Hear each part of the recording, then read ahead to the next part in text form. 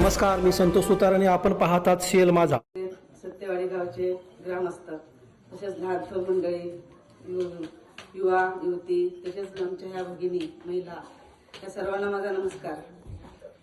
मी आज अडकूर मतदारसंघातून मी राजेश लक्ष्मण गावडे, माझे मिस्टर सामाजिक कार्यकर्ते लक्ष्मण गावडे, तसेच ते प्रणाम हॉटेलचे मालक, तसेच आपले संजय गांधी निराधार अनुदान योजने समितीचे अध्यक्ष आहेत. तर तेही तुमचे काहीतरी कामं करतीलच. तर तसंच मी आज या अडकूर मतदारसंघातून जिल्हा परिषदसाठी निवडणूक लढवत आहे.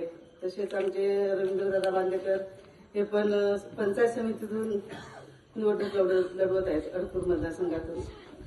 तर सांगायचं म्हणजे जसे आमचे आमदार भाऊ शिवाजीराव पाटील साहेब इकडे आमच्या भागामध्ये आले, जेव्हा महापूर आला, तसं जे कोरोनाचा काळ, या निमित्तानं ते आपल्या गावामध्ये फेरफटका मारायला आले आणि त्यांनी बघितलं की आपल्या भागाची काय दुर्दशा झालेली आहे. शाळा आहेत, शिक्षक नाहीत, हॉस्पिटल आहेत, तिथं कर्मचारी नाहीत, डॉक्टर नाहीत. सगळी आपल्या या भागाची दुर्दशा बघून त्यांनी आमदारकीला उभा राहिले, अपक्ष म्हणून ते उभा राहिले. कारण हातात सत्ता असल्याशिवाय ते काही करू शकत नव्हते, म्हणून ते आमदारकीला उभा राहिले आणि तुम्ही सर्वांनी त्यांना बहुमताने विजयी केला, त्यांच्या पाठीशी राहिला.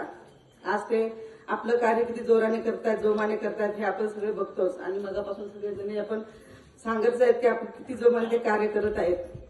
तर मी पण तेव्हा प्रचार दौरा, त्यांच्या विधानसभेच्या मी पण प्रचार दौरा केला.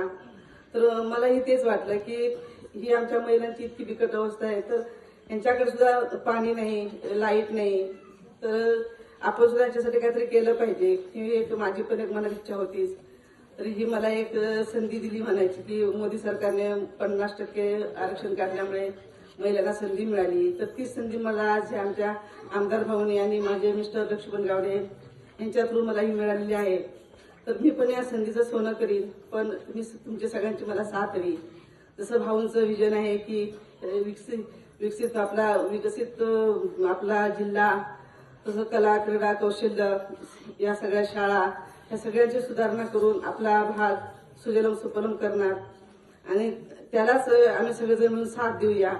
तर तुम्ही सगळ्यांनी जर भरघोस मताने मला निवडून दिला तर मी सुद्धा हा जसं की रामराज्यामध्ये जसं एक रामराज्य चालू होतं, तर त्याच्यात सेतू बांधताना राम होतेच, पण त्याच्या एक खारीने सुद्धा आपला छोटासा एक वाटा दिला.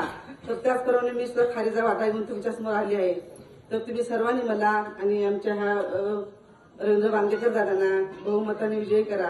कमळ या चिन्हावर शिक्का मारून भरघोस मताने विजयी करा. आम्ही सर्व मिळून भाऊंचं स्वप्न पूर्ण करूया. जय हिंद, जय महाराष्ट्र.